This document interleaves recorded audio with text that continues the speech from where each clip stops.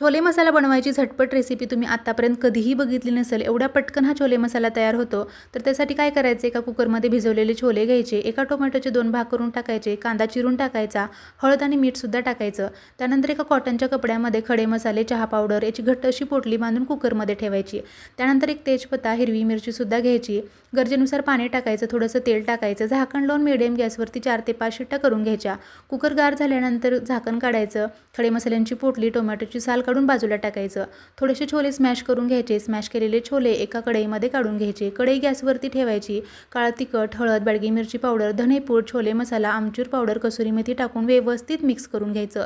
झाकण लावून 4 ते 5 मिनिट मंद आचेवरती भाजी शिजवून घ्यायची.